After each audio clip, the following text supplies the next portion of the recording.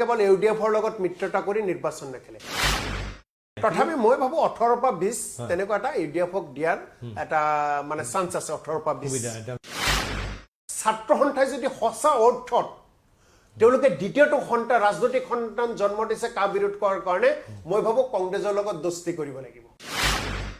আসল উদ্দেশ্যত কিন্তু অসম জাতীয় পৰিষদ কিন্তু সফল হ'ব নোৱাৰে একেবাৰে স্পষ্টভাৱে কৈছে কোনোবাই দুখ পালেও উপায় নাই অজিত বৰা ডাঙৰীয়াক অসম আৰু অসমীয়াই আৰু কংগ্ৰেছ আৰু ইউডিএফ দলে যিখিনি আশা কৰি ৰাজ্যসভালৈ এমপি বনাই পঠিয়াই দিলে এমপি হোৱাৰ পিছত তেখেতৰ পৰা কিন্তু আমি সেইখিনি দেখা নাই এইখন অসমত আমি থাকিব লাগিব অসমীয়া হৈ আমাৰ ভাষা অসমীয়া আমাৰ জাতি অসমীয়া তাৰ বিৰুদ্ধে যদি কোনোবাই মুছলমানে বা সংখ্যালঘু কোনোবাই মাত মাতে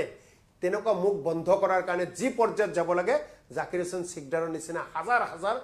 সংখ্যালঘু যুৱক ওলাই আহিব যেনে ফুটবল খেলত আপুনি 1 গলতো জিকিব পাৰে 10 গলতো জিকিব পাৰে আমি বিজেপিক 10 গল দিব বিচাৰিছো 1 গল নহয় বেছি বেয়াকে পৰাজয় কৰাব বিচাৰিছো বিজেপিক একেবাৰে মুখ ঠেকেচা খুৱাব বিচাৰিছো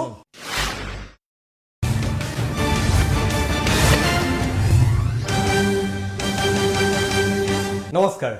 মাই নিউজ এনিৰ বিশেষ অনুষ্ঠান পলিটিকালৈ মই প্ৰণয় বৰদলৈ আপোনালোকক জনাইছো স্বাগতম আজিৰ পলিটিকাত আমি আনিছো আজি মাতি আনিছো আমাৰ ৰাজ্যখনৰ কংগ্ৰেছ দলৰ সৰুক্ষেত্ৰী সমষ্টিৰ বিধায়ক তথা প্ৰদেশ কংগ্ৰেছৰ সাধাৰণ সম্পাদক তেওঁৰ লগতে মিডিয়া পেনেলিষ্ট তাৰ লগতে দলটোৰ মুখপাত্ৰ আমাৰ সৈতে আছে জাকিৰ হোসেন সিকদাৰ জাকিৰৰ সৈতে আজি বিভিন্ন বিষয়ৰ প্ৰসংগলৈ কথা পাতিম তাৰ লগতে আমি কংগ্ৰেছ এআইডিএফৰ সাম্প্ৰতিক বুজা পৰা দলৰ নেতৃত্ব এই বিভিন্ন বিষয়লৈ আমি কথা পাতিম লগতে জাকিৰৰ ৰাজনৈতিক ভৱিষ্যত ৰাজনৈতিক সপোন কি এইবিলাক বিষয়লৈ আমি কথা পাতিম পুনৰ মই স্বাগতম জনাইছো জাকিৰ হোসেন সিকদাৰ মই জাকিৰ হোসেন সিকদাৰৰ পৰা জানিব বিচাৰিছো যে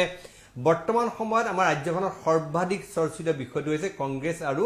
এআইডিএফৰ বুজা পৰা প্ৰদেশ কংগ্ৰেছৰ সাধাৰণ সম্পাদক এই কথালৈ দলৰ ভিতৰতো যথেষ্ট প্ৰতিক্ৰিয়া হৈ আছে কোনোবাই বিচাৰিছে কোনোবাই বিচৰা নাই কোনোবাই কৈছে নামনি অসমত প্ৰদেশ কংগ্ৰেছ উপকৃত হ'ব কিন্তু উজনি অসমত কংগ্ৰেছৰ মানে কংগ্ৰেছৰ অসুবিধা হ'ব জাকিৰ হোসেন সিকদাৰ প্ৰদেশ কংগ্ৰেছৰ সাধাৰণ সম্পাদক এই বুজা পৰা কি পৰ্যায়ত আছে কেনেকৈ হ'ব বুলি কৈছে কিমান সমষ্টি এআইডিএফে পাব কি পৰ্যায়ত আছে গোটেই প্ৰথমতে মই মাই নিউজ এনিৰ সমূহ দৰ্শকসকলক নমস্কাৰ জনাইছো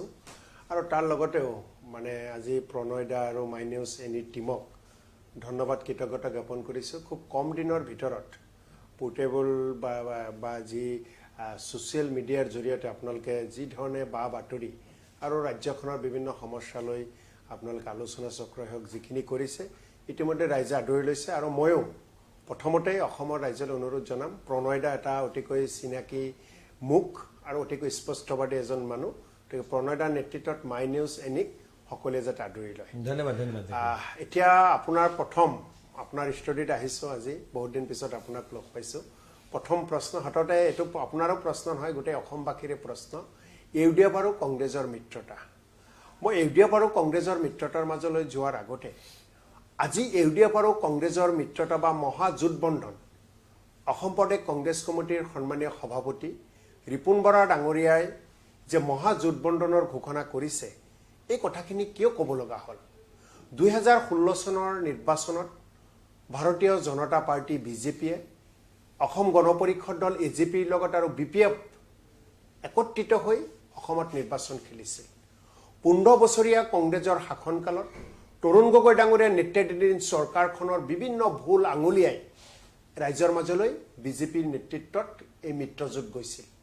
জাতি মাটি ভেটিৰ পৰা আৰম্ভ কৰি শৰাইঘাটৰ শেষ ৰেৱন পৰ্যন্ত তেওঁলোকে বিভিন্ন সভাই সমিতিত কৈছিল কি সৰ্বানন্দ সোণোৱাল কি হিমন্ত বিশ্ব শৰ্মা কি প্ৰধানমন্ত্ৰী নৰেন্দ্ৰ মোদী ডাঙৰীয়া কি অমিত শ্বাহ সকলোৱে আহি অসমৰ মাটিত জাতি মাটিৰ শ্লোগানেৰে বিদেশী খেদাৰ পৰা আৰম্ভ কৰি অসমৰ সৰ্বাংগীন উন্নতিৰ পৰা আৰম্ভ কৰি অসমৰ নিবনুৱা যুৱক যুৱতীসকলৰ সংস্থাপনৰ পৰা আৰম্ভ কৰি সকলো ইস্যুতে তেওঁলোকে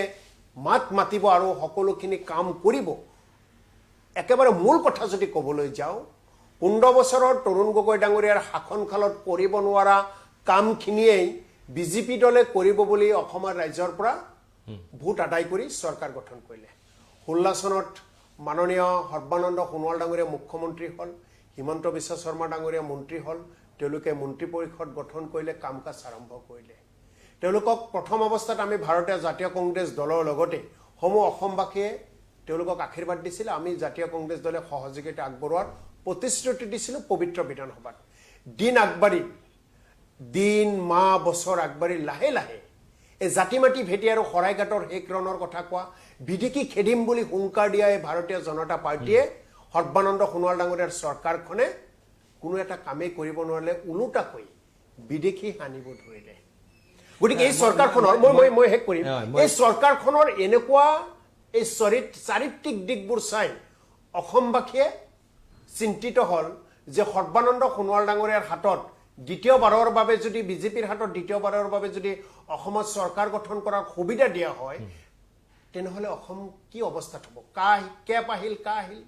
কাৰ আন্দোলনৰ কাৰণে হাজাৰ হাজাৰ লাখ লাখ জনতা ওলাই আহিল আপোনালোকে ওলাই গৈছিল সকলোৱে বিৰোধ কৰিলে অসম আৰু অসমৰ অস্তিত্বৰ কাৰণে এই আন্দোলনৰ কাৰণে যুঁজ দি অসমবাসীক সন্মান নজনালে কাৰ ৰূপায়ণ কৰিলে গতিকে মই শেষ কৰিছোঁ আপোনাৰ পইণ্টলৈ যাম যে এই যে অসমবাসীৰ কাৰ সময়ত 5জন অসমীয়া সন্তানক গুলিয়াই হত্যা কৰা হাজাৰ হাজাৰ অসমীয়াক পুলিচৰ লাঠিৰ কোব খুৱাইছিল সৰ্বানন্দ সোণোৱাল ডাঙৰীয়াৰ পুলিচৰ জৰিয়তে সেই বেদনাখিনিৰ সময়ত অসমবাসীয়ে এটা পণ লৈছিল বিজেপিক দ্বিতীয়বাৰৰ বাবে 2021 চনত চৰকাৰ গঠন কৰিব নোৱাৰে যাতে তাৰ কাৰণে সকলো ৰাজনৈতিক দললৈ আহ্বান জনাইছিল অসমবাসী যিসকলে অসম আৰু অসমৰ অস্তিত্বক সন্মান জনায় যাৰ বাবে ভাৰতীয় জাতীয় কংগ্ৰেছ দলে বিজেপিক ৰোধ কৰাৰ কাৰণে এক মহাজোঁট বন্ধনৰ চিন্তা কৰিছে যাতে আমাৰ ভোট বিভাজন কৰি আমাৰ বিভিন্ন ৰাজনৈতিক দলৰ মাজত ভোট বিভাজন কৰি বিজেপি মাজেৰে যাতে ওলাই যাব নোৱাৰে তাৰ কাৰণে মহাজোঁট বন্ধন আৰু এই মহাজোঁট বন্ধনৰ আহ্বান দিছিল যে সকলো অৰাজনৈতিক সংগঠনেই হওক ৰাজনৈতিক দলেই হওক যিসকলে অসম আৰু অসমৰ অস্তিত্ব ৰক্ষাৰ কথা চিন্তা কৰে যিসকলে কাৰ বিৰোধিতা কৰে যি ৰাজনৈতিক দলসমূহৰ মাজত ধৰ্ম নিৰপেক্ষ চৰিত্ৰ আছে তেনেকুৱা দলক লৈ কংগ্ৰেছৰ নেতৃত্বত নিৰ্বাচন খেলিব আৰু তেনেকুৱা আহ্বান জনোৱাৰ পিছতে ইউডিএফকে আদি কৰি বিভিন্ন ৰাজনৈতিক দলসমূহে কংগ্ৰেছৰ লগত মানে আলোচনাত বহিল আৰু তাৰ মাজতেই বিজেপিয়ে আৰু কংগ্ৰেছ দলক যিসকলে বেয়া পায় তেওঁলোকে ওলাই দিলে ইউডিএফ আৰু কংগ্ৰেছৰ নামটো বেছিকৈ ওলাই দিলে আমি বেয়া পোৱা নাই মোৰ প্ৰশ্ন এইটো জাকিৰ হুছেইন সিকদাৰ মানে প্ৰশ্ন এইটো ঠিক আছে আমি বুজিলোঁ যে বিজেপি দলে বিগত সময়ছোৱাত তেওঁলোকে দিয়া প্ৰতিশ্ৰুতি চব ভুৱা প্ৰমাণিত হৈছে সেইটো আপুনি ক'ব বিচাৰিছে কিন্তু এই কথাটো কংগ্ৰেছে এই যি বিজেপিৰ যি ভুৱা দিলে ৰাইজক তাৰ ওপৰত ভিত্তি কৰি কংগ্ৰেছে কিয় অকলে প্ৰতিদ্বন্দ্বিতা কৰিব নোৱাৰিলে কিয় AIDFৰ সহায় ল'ব লাগিল কিয় মহাজোঁট বন্ধনৰ কথা ক'বলগীয়া হৈছে কিয় প্ৰধান বিৰোধী দল কংগ্ৰেছে নিজৰ বলত থিয় হৈ বিজেপিৰ মুখামুখি হ'ব পৰা নাই এই কথাখিনি এটা আপুনি অতিকৈ সুন্দৰ কথা কৈছে ভাৰতীয় জনতা পাৰ্টিৰ লগত বিজেপিৰ লগত 2021 চনত যুদ্ধ কৰিবলৈ কংগ্ৰেছে অকলে বহুত শক্তিশালী মই আগতেও কৈছোঁ এতিয়াও কওঁ অসমবাসীয়ে বিচাৰিছে কোনো কাৰণতে যাতে বিজেপি আহিব নোৱাৰে তেওঁলোকে দ্বিতীয়বাৰ আহিলে অসমক আৰু অসমীয়াৰ অস্তিত্ব কিন্তু শেষ কৰি পেলাব সেই কথাবোৰ চিন্তা কৰিয়েই ভাৰতীয় জাতীয় কংগ্ৰেছ দলে চিন্তা কৰিছে আমি 2014 চনৰ লোকসভা নিৰ্বাচনক আমি অধ্যয়ন কৰিছোঁ 2016 চনৰ আমি বিধানসভাক অধ্যয়ন কৰিছোঁ দেখিছোঁ যে কিছুমান ৰাজনৈতিক দলে 1-2000 ভোট কাটাকাটি কৰি বিজেপিক নিৰ্বাচনত জয়ী হোৱাত সহায় কৰি দিছিল গতিকে আমি তিলমাত্ৰ এটা ভুল কৰিব বিচৰা নাই যাৰ কাৰণে আমাৰ শক্তি থাকিলেও আমাৰ লগত সহমতত আৰু একে নীতিত বিশ্বাসী দলসমূহক লগত লৈ আমি আৰু অধিক শক্তিশালী হ'ব বিচাৰিছোঁ যেনে ফুটবল খেলত আপুনি 1 গলতো জিকিব পাৰে 10 গলতো জিকিব পাৰে আমি বিজেপিক 10 গল দিব বিচাৰিছোঁ 1 গল নহয় বেছি বেয়াকে পৰাজয় কৰাব বিচাৰিছোঁ বিজেপিক একেবাৰে মুখ ঠেকেচা খুৱাব বিচাৰিছোঁ 5জন শ্বহীদৰ তাৰ সময়ত 5জন শ্বহীদৰ কেঁচা তেজৰ মূল্য আমি দিব বিচাৰিছোঁ যাতে তেওঁলোকে একেবাৰে লজ্জানত হৈ যায় 2021 চনত যাৰ কাৰণে আমি মিত্ৰতাৰ কাৰণে আগবাঢ়িছোঁ এতিয়া প্ৰশ্নটো জাকিৰ হুছেইন সিকদাৰ এই প্ৰশ্নটো আছে যে কংগ্ৰেছে মহাজোঁট বন্ধনৰ আহ্বান দিছে কিন্তু কংগ্ৰেছৰ মহাজোঁট বন্ধনৰ আহ্বানৰ প্ৰতি অকল AIDF দলেহে সহায় দিছে বাকী কোনো দল আগবাঢ়ি অহা পৰিলক্ষিত হোৱা নাই কিন্তু এতিয়ালৈকে চাওক আমি ভাৰতীয় জাতীয় কংগ্ৰেছ দল নিৰ্বাচনলৈ আগবাঢ়ি যাম আৰু নিৰ্বাচনলৈ আগবাঢ়ি যাবলৈ গ'লে আমাৰ কিছু ৰণনীতি থাকে আৰু যি ৰণনীতি আমি স্পষ্টভাৱে এতিয়া মুকলিকৈ ক'ব নোৱাৰিম আপোনালোকে জানুৱাৰীৰ শেষৰ ভাগত আপোনালোকে নিশ্চিত হৈ যাব অসমবাসীয়ে কংগ্ৰেছৰ মহাজোঁট বন্ধনত কোন থাকিব আমাৰ লগত বহুত ৰাজনৈতিক দলে ইতিমধ্যে আমাৰ লগত মানে বহিব বিচাৰি আলোচনা কৰিছে আনকি আপোনাক কওঁ আমাৰ বহুত ভাৰতীয় জনতা পাৰ্টিৰ শাসকীয় দলৰ বিধায়কসকলেও আমাৰ লগত যোগাযোগ অব্যাহত ৰাখিছে অসম গণ পৰিষদ দলৰ বিধায়কসকলেও অব্যাহত ৰাখিছে আমাৰ লগত যোগাযোগ আনকি বিজেপি এজিপিৰ নেতাসকলে অব্যাহত ৰাখিছে যে আমি কাৰ বিৰোধ কৰিছিলো আমি মুকলিকেও ক'ব নোৱাৰো আপোনালোকৰ লগত কাম কৰিব বিচাৰিছো গতিকে আপুনি জানুৱাৰী সিগদাৰ মই অকণ মনত পেলাই দিব খুজিছো আজিৰ দিনটোত আপোনালোকৰ দলৰ সাধাৰণ সম্পাদক হেমন্ত কুমাৰ নেওগ সহ আন কেইবাজনো কংগ্ৰেছ দলৰ নেতাই বিজেপিৰ দলৰ সভাপতি ৰঞ্জিত দাসৰ উপস্থিতিত তেওঁলোকে গেৰুৱা বসন পিন্ধিছে কি বুলি ক'ব আপোনাৰ দলৰ সাধাৰণ সম্পাদক আৰু তেওঁলোকেও এই দাবী কৰিছে যে কংগ্ৰেছৰ কেইবাগৰাকী বিধায়ক পৰৱৰ্তী নিৰ্বাচনত তেওঁলোকে বিজেপি দলৰ পৰা প্ৰাৰ্থীটো বিচাৰিছে এতিয়া চাওক আপুনি এটা সময়ত ভাৰতবৰ্ষত ৰাজনৈতিক দলেই নাছিল এটাই ৰাজনৈতিক দল আছিল দুটা ৰাজনৈতিক দল আছিল লাহে লাহে লাহে বাঢ়ি গ'ল গতিকে মানুহটো সেইখিনিয়ে গতিকে আমাৰ দলত আমি এইটো অস্বীকাৰ নকৰোঁ আমাৰ দলত থাকি কোনোবা অসন্তুষ্ট হৈছে বা কোনোবা যিখিনি বিচাৰিছিল আমাৰ দলৰ পৰা সেইখিনি পোৱা নাই কোনোবাই আমাৰ দলক ভুল পথে পৰিচালিত কৰিব বিচাৰিছিল চোৰাংচোৱাগিৰি কৰিছিল তেওঁলোকে দলে তেওঁলোকক আমাৰ দলৰ ওচৰত ধৰা পৰিছে তেনেকুৱা ব্যক্তিক আমি জবাবদিহি কৰাৰ কাৰণে তেওঁলোক আমাৰ মাজত যাব পাৰে হেমন্ত কুমাৰ নেওগৰ কথা যদি আপুনি কৈছে তেখেতক মই সন্মান জনাওঁ 1992ৰ পৰা তেখেতে দল কৰা বুলি সেইদিনা মিডিয়াত দেখিলোঁ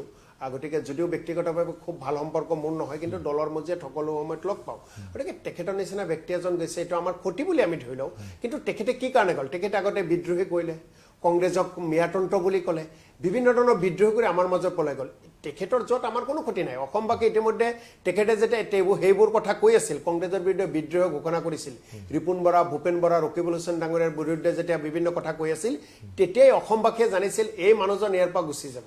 আৰু তাৰ কাৰণে তেওঁলোকে এইবিলাক এটা কুচকাৱাজ কৰি আছে গতিকে হেমন্ত কুমাৰ নেওগ তেখেতে কোনো বিধায়কো নাছিল এমপিও নাছিল তেখেতে দলৰ হৈ কাম কৰিছিল এতিয়াও কওঁ এজন মানুহ গ'লেও ক্ষতি গতিকে হেমন্ত কুমাৰ নেওগৰ নিচিনা মানুহ আৰু আছে এনেকুৱা দুলু আহমেদ হাজো সমষ্টিৰ দলটোৰ পৰা প্ৰাৰ্থী বিচাৰিছিলে আৰু সক্ৰিয় কংগ্ৰেছত সক্ৰিয়ভাৱে জড়িত দুলু আহমেদৰ নিচিনা নেতাকো কিন্তু কংগ্ৰেছে ৰাখিব নোৱাৰিলে নিৰ্বাচনৰ প্ৰাংগণত দল ত্যাগ দুলু আহমেদ ডাঙৰীয়াক কংগ্ৰেছে ৰাখিব নোৱাৰিলেও দুলু আহমেদ ডাঙৰীয়াক কংগ্ৰেছে আপোনাক সন্মানো দিছিল 2016 চনত হাজোৰ নিচিনা এটা সন্মানীয় সমষ্টিত দলীয় প্ৰাৰ্থিত্ব দিছিল নিৰ্বাচনত যে নহওক বিজেপিৰ ঢৌটো পৰাজয় বৰণ কৰিলে তাৰপিছত ভালকৈ কাম কৰিলে কিন্তু এখন ঘৰ এখনত থাকিলে আমাৰ মা দেউতা যেতিয়া ভাই ককাই সব থাকিম কেতিয়াবা কৰবাত না কৰবাত আমাৰ মাজত ভুল বুজাবুজি হ'ব পাৰে কিন্তু আমি একেখন মানে ঘৰখনত বহি আমি একেলগে সেইবোৰ মীমাংসাটাও কৰিব লাগিব আমি ধৈৰ্য ধৰিব লাগিব কৰবাত অধৈৰ্য হ'লেও নহ'ব গতিকে দুলু আহমেদ ডাঙৰীয়াই যোৱাটো আমাৰ দলৰ কাৰণে যিমান ক্ষতি মই ভাবোঁ তাতকৈ তেওঁৰ নিজৰে ক্ষতি দুলু আহমেদ ডাঙৰীয়াই এইবাৰ এই কংগ্ৰেছ দলৰ লগত থাকিলে আপোনাক একেবাৰে মই 100% নিশ্চিত কৰি দিওঁ হাজো সমষ্টিত তেওঁ এইবাৰ নিৰ্বাচনত জয়ী হ'লহেঁতেন 2021 টিকেট দিয়া নহ'ব বুলি অনুমান পাই গ'ল সেইটো টিকেটৰ কোনো পৰ্যায় আৰম্ভ হোৱা নাই কোনো মানুহ যদি কেৱল টিকেট কেন্দ্ৰিকে হৈ থাকে দুলু আহমেদ ডাঙৰীয়াইতো ক'ব নোৱাৰে কংগ্ৰেছ দলে তেওঁক একো দিয়া নাই কংগ্ৰেছ দলে তেওঁক এটা টিকেট দিছিল 2016 চনত নিৰ্বাচনত জয়ী হ'ব নোৱাৰিলে তেওঁ কংগ্ৰেছ দলৰ হৈ কাম কৰিব লাগিছিল কংগ্ৰেছ দলেতো আগতীয়াকৈ কাকো প্ৰতিশ্ৰুতি নিদিয়ে আজি মই বিধায়ক হৈছোঁ কালি মোক টিকেট নিদিবও পাৰে সেই বুলি মই কংগ্ৰেছ ত্যাগ কৰিম নেকি যদি কংগ্ৰেছক ভাল পাওঁ হয় কংগ্ৰেছৰ মাজত মতানৈক্য থাকিব পাৰে তাৰ কাৰণে যুঁজিব লাগিব গতিকে মই ভাবোঁ মই দুলুদাক মানে আগতেও কৈছোঁ ভাল পাওঁ তেখেতে আমাক সমালোচনা কৰে সেইটো বেলেগ কথা কিন্তু তো ধৈৰ্য সংযমেৰে যদি এই দলত থাকিলেহেঁতেন দুলুদাৰ ফিউচাৰ আছিল কংগ্ৰেছ দলত এতিয়া দেখিবলৈ পাইছোঁ যে আপোনালোকৰ দলৰ এনেকুৱা অভিযোগ আছে দলে যুৱ নেতৃত্বক বৰ বেছি গুৰুত্ব নিদিয়ে আৰু আপোনালোকৰ নিচিনা বিধায়ক এতিয়া আপুনি বিধায়ক লগতে আপুনি সাধাৰণ সম্পাদক কিন্তু এনেকুৱা অভিযোগ আছে যে নতুন মুখ বা এনেকুৱা নতুন চিন্তাধাৰাক তেওঁলোকে গুৰুত্ব নিদিয়ে এনেকুৱা কথাবিলাক আছে আৰু আনকি আন নালাগে গৌৰৱ গগৈয়ে নেতৃত্ব লোৱাৰ কথা আহোঁতেই আপোনাৰ দলীয় নেতৃত্বৰ মাজত যথেষ্ট মানে বিভাজন এটা দেখা গৈছে কি ক'ব বিচাৰে এই বিষয়ে একচুৱেলি গৌৰৱ গগৈ ডাঙৰীয়াই যেতিয়া সাংসদ হিচাপে নিৰ্বাচিত হৈ গ'ল অসমবাসীয়েও ভবা নাছিল গৌৰৱ গগৈ ডাঙৰীয়াই ইমানখিনি অসম বা ভাৰতৰ হৈ মাত মাতিব সংসদত বহুতে ভবা নাছিল কিন্তু গৌৰৱ গগৈ তেওঁৰ যিটো মানে সংসদৰ মজিয়াত অসমৰ বিভিন্ন সমস্যালৈ যিখিনি মাত মাতিলে ৰাষ্ট্ৰীয় সমস্যালৈ মাত মাতিলে সৰব হ'ল এয়া আমাৰ কাৰণে কিন্তু অসমবাসীৰ কাৰণে কিন্তু এটা ভাল লক্ষণ আমি মই ব্যক্তিগতভাৱে ৰাজনীতিৰ ঊৰ্ধত এটা কথা কম আমি যি ৰাজনৈতিক দলৰে নহওক কিয় আমি ৰাষ্ট্ৰীয় প্ৰেক্ষাপটত অসমৰ পৰা এজন ৰাজনৈতিক নেতা আমি ইয়াৰ পৰা জন্ম দিব লাগে সি কংগ্ৰেছৰ মজিয়াতেই হওক বিজেপিৰ মজিয়াতেই হওক আমি তেনেকুৱা এটা নেতা বিচাৰিব লাগে আপুনি যদি চাই তেনেকুৱা নেতাৰ অভাৱ কিন্তু আজি ৰাষ্ট্ৰীয় প্ৰেক্ষাপটত আমি যদি স্বাধীনতাৰ পিছৰ পৰাই দেখোঁ হেম বৰুৱাৰ পৰা আৰম্ভ কৰি তাৰ পিছৰ পৰ্যায়ত আমি কিন্তু কৰবাত না কৰবাত আমি অলপ থমকি ৰ'ব লগা হৈছে গতিকে মই ভাবো যে গৌৰৱ গগৈৰ যিটো উত্থান ৰাষ্ট্ৰীয় পৰ্যায়ত সেই উত্থান আৰু আগবাঢ়ি যাব লাগে ভগৱান আল্লাহৰ ওচৰত মই প্ৰাৰ্থনা জনাওঁ যে গৌৰৱ গগৈ এনে এজন ব্যক্তি হিচাপে পৰিচিত হ'ব লাগে গোটেই ভাৰতবাসীয়ে যাতে গৌৰৱ গগৈ জানিব লাগে আমি যেনেকৈ কিছুমান নেতাৰ নাম জানো অসমত কিছুমান নেতাৰ নাম জানো অসমৰ পৰাই গোটেই তেওঁ কোন প্ৰদেশৰ কোন হেতু নহয় আমি জানো ভাৰতৰ নেতা গতিকে গৌৰৱ গগৈ হেতু লাইনত আগবাঢ়ি গৈছে আৰু অসমৰ মই বিভিন্ন ৰাজনৈতিক দলৰ নেতাসকল যিসকলে ৰাষ্ট্ৰীয় পৰ্যায়ত কাম কৰে সকলোৱে আগবাঢ়ি যাব লাগে ৰাষ্ট্ৰৰ মানে গোটেই ৰাষ্ট্ৰত যেতিয়া তেওঁ অগ্ৰাধিকাৰ পাব গুৰুত্ব পাব তেতিয়াহে আমাৰ ৰাজ্যখন আগুৱাই যাব এতিয়া যদি আপোনালোকে যিটো ক'লে যে আপোনালোকে বিজেপিক উৎখাত কৰি 10 গ'ল 10-0 গ'ল দিবলৈ গৈছে 10 গ'ল দি আপোনালোকে পৰৱৰ্তী চৰকাৰ গঠন কৰিব কংগ্ৰেছ AIDF তেতিয়া আপোনালোকৰ এই মিত্ৰজোঁটৰ বা মহাজোঁটবন্ধ যিটো কৈছে তাৰ নেতা কোনে নেতৃত্ব দিব কোন হ'ব পৰৱৰ্তী মুখ্যমন্ত্ৰী ভাৰতীয় জাতীয় কংগ্ৰেছ দলে আপুনিও গোটেই আপোনাৰতো আৰু গোটেই হিষ্ট্ৰী আপুনি গোটেই এটা বুৰঞ্জী আপোনাৰ ভিতৰতে আছে ভাৰতীয় জাতীয় কংগ্ৰেছ দলে খুব কম মুখ্যমন্ত্ৰী প্ৰক্ষেপ কৰে গতিকে মই ভাবোঁ 2021 চনত ইয়াতে ভাৰতীয় জাতীয় কংগ্ৰেছ দলৰ হাইকমাণ্ডে মুখ্যমন্ত্ৰী কাকো প্ৰক্ষেপ নকৰে প্ৰথম আমি সংখ্যাগৰিষ্ঠতা পাব লাগিব আৰু সংখ্যাগৰিষ্ঠতা পালে বিধায়িনী দলৰ বৈঠকত সিদ্ধান্ত ল'ব আৰু বিধায়িনী দলৰ বৈঠকত এইটোও আপোনাক কৈ থওক কোনোবাই আমাক বেয়া পালেও সেইটো কম বিধায়িনী দলৰ বৈঠকত সিদ্ধান্ত হ'ব যে কংগ্ৰেছ হাইকমাণ্ডে যাক মুখ্যমন্ত্ৰীৰ প্ৰাৰ্থী দিয়ে সি আমাৰ প্ৰাৰ্থী গতিকে হাইকমাণ্ডে সিদ্ধান্ত ল'ব কোন মুখ্যমন্ত্ৰীৰ প্ৰাৰ্থী সোনিয়া গান্ধী ৰাহুল গান্ধী সাধাৰণতে কংগ্ৰেছ হাইকমাণ্ড বুলি ক'লে সোনিয়া গান্ধী ৰাহুল গান্ধী সোনিয়া গান্ধী ৰাহুল গান্ধীৰ কথা বহুতে কয় কিন্তু কংগ্ৰেছ দল এটা সংবিধানৰ মতে চলে আজি ভাৰতবৰ্ষত যিমান ৰাজনৈতিক দল আপুনি চাই যদি কংগ্ৰেছ দলে যিমান সংবিধান ফলো কৰে নিজৰ দলীয় সংবিধান কোনো ৰাজনৈতিক দলেই নকৰে আজি বিজেপিত আপুনি অমিত শ্বাহ আৰু নৰেন্দ্ৰ মোদীৰ কথাৰ বাহিৰে আৰু নাগপুৰৰ বাহিৰে কিবা এটা কথা আছে জানো বিজেপি দলৰ মাজত কিবা গণতন্ত্ৰ আছে জানো আপুনি নৰেন্দ্ৰ মোদী অমিত শ্বাহৰ কথা কৈছে আপোনালোকৰ দলটো একেটা কথাই চলি আছে সোনিয়া গান্ধী ৰাহুল গান্ধীৰ কথা আখৰে আখৰে পালন হয় আজি আন নালাগে আপোনালোকৰ দলৰ যিটো কংগ্ৰেছ ৱৰ্কিং কমিটি CWC তাতো আপোনালোকৰ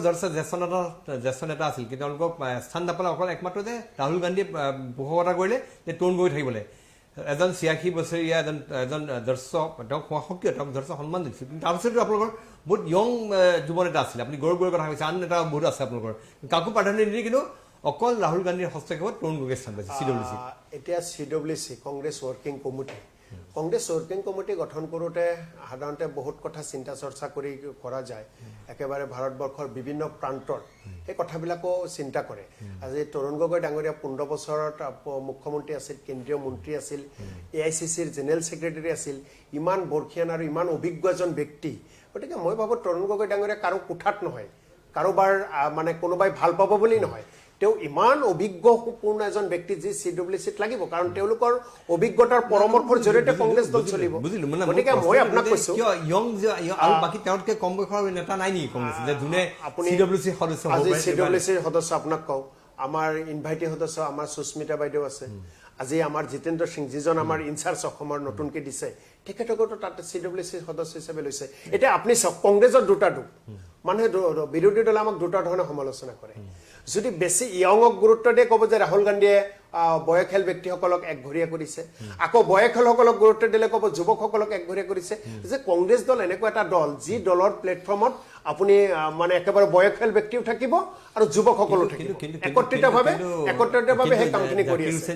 ভাৰতৰ মানুহে দেখিছে যে আচলতে কংগ্ৰেছ দল কাৰ দ্বাৰা গান্ধী পৰিয়ালৰ দ্বাৰা কিদৰে পৰিচালিত সেই ভাৰতৰ মানুহে দেখিছে এতিয়া মোৰ কথাটো এইটো হ'ল যে আপুনি কৈছে যে মুখ্যমন্ত্ৰী হিচাপে আপোনালোকৰ দলে বিধায়িনী দলে সিদ্ধান্তৰ পাছত হাইকমাণ্ডে নিৰ্বাচিত কৰোঁ কিন্তু ইতিমধ্যে ৰিপুণ বৰা আপোনালোকৰ দলৰ সভাপতি তেওঁ নিজকে মুখ্যমন্ত্ৰীৰ পদত প্ৰাৰ্থীৰ পৰা এক প্ৰক্ষেপে কৰিছে এনেকুৱা ধৰণৰ কথা ওলাইছে আজিলৈকে মই শুনা নাই ৰিপুণ বৰা ডাঙৰীয়াই এনেকুৱা হৈছে তেওঁ পৰৱৰ্তী চৰকাৰ হ'ল কিন্তু ৰিপুণ বৰা ডাঙৰীয়া আজি আমাৰ প্ৰদেশ কংগ্ৰেছৰ সভাপতি ৰাজ্যখনৰ প্ৰদেশ কংগ্ৰেছৰ সভাপতিৰ পদটোৱে হ'ল ৰাজ্যখনৰ কংগ্ৰেছৰ সৰ্বোচ্চ পদ গতিকে যেতিয়া সভাপতি হিচাপে গোটেই কাম কাজখিনি তেওঁ পৰিচালনা কৰি আছে আৰু খুব বেয়া এটা সময়ত ৰিপুণ বৰা আমাৰ প্ৰদেশ কংগ্ৰেছৰ সভাপতি বহুত আগতে আছিল সকলোকে সন্মান জনাওঁ কেৱল ভুৱনেশ্বৰ কলিতাৰ বাদে বাকী সকলোকে সন্মান জনাওঁ গতিকে তেওঁলোকে এটা ভাল সময়খিনিত সভাপতিত্ব আছিল কিন্তু ৰিপুণ বৰা ডাঙৰীয়াই যেতিয়া দায়িত্ব ল'লে কেতিয়া দায়িত্ব ল'লে যেতিয়া দল একেবাৰে বহুত দুৰ্যোগৰ সময়ত সেই দুৰ্যোগৰ সময়ত বেয়া সময়খিনিত ৰিপুণ বৰা ডাঙৰীয়াই দলক যিমান শক্তিশালীভাৱে দায়িত্বশীল ভাৱে যিমান আগুৱাই লৈ গৈছে বিজেপিৰ লগত যিমান মোকাবিলা কৰিছে কংগ্ৰেছৰ একেবাৰে বুথ কমিটিৰ পৰা আৰম্ভ কৰি মণ্ডল কমিটি ব্লক কমিটি জিলা কংগ্ৰেছ কমিটি সকলোতে যিমানখিনি তেওঁ কাম কৰাৰ কাৰণে সকলোকে অনুপ্ৰেৰণা যোগাইছে সকলোকে আগ্ৰহী কৰাইছে আৰু তেওঁ যিমান কষ্ট কৰিছে ৰিপুণ বৰা ডাঙৰীয়াৰ বিষয়ে কোনে কি কয় সেইটো নাজানো কিন্তু মই মোক শেষ কৰিব দিয়ক মই এজন তৃণমূল পৰ্যায়ৰ কংগ্ৰেছ কৰ্মী হিচাপে দেখিছো তেওঁ যিমান দৌৰিছে আৰু যিমান মানুহৰ ওচৰলৈ গৈছে এইটো কিন্তু সকলোৱে স্বীকাৰ কৰিব লাগিব গতিকে ৰিপুণ বৰা ডাঙৰীয়াৰ কষ্টৰ যথেষ্ট কষ্ট কৰিছে এইটো দিল্লীও জানে আমিও জানো গতিকে তেখেতে যেতিয়া প্ৰদেশ কংগ্ৰেছৰ চকীখনত বহি আছে সেইকাৰণে বহুতে ভাবে যে প্ৰদেশ কংগ্ৰেছৰ সভাপতিজনে যায় পৰৱৰ্তী মুখ্যমন্ত্ৰী হয় আগৰ তৰুণ গগৈ ডাঙৰীয়া তেনেকুৱা হৈছিল এনেকুৱা বহুত উদাহৰণ আছে যাৰ কাৰণে বহুতে ভাবে কিন্তু মই ধৰি ললো যে আমাৰ চৰকাৰ হ'ব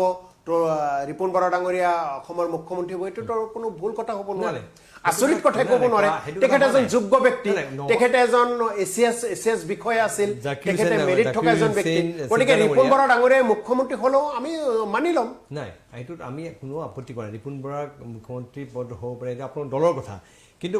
কথাটো হৈছে আপোনালোকে কৈছে যে মুখ্যমন্ত্ৰী হিচাপে কাকো প্ৰক্ষেপ কৰা নাই এতিয়া যদি চাপ'জ ধৰি লওঁ যে হাইকমাণ্ডে গৌৰৱ গগৈ বিচাৰিলে গৌৰৱ গগৈ মুখ্যমন্ত্ৰী তেতিয়াহ'লে সকলোৱে মানি ল'ব নিমিলিবলে হাইকমাণ্ডে যাকেই প্ৰক্ষেপ কৰিব হাইকমাণ্ডে যাৰ নামে দি দিব যে অমুকজন অসমৰ মুখ্যমন্ত্ৰী হ'ব কংগ্ৰেছ দলে সংখ্যাগৰিষ্ঠতা পাইছে মহাজোটবন্ধনে সংখ্যাগৰিষ্ঠতা পাইছে গতিকে কংগ্ৰেছ দলৰ মুখ্যমন্ত্ৰীৰ প্ৰাৰ্থী অমুকজন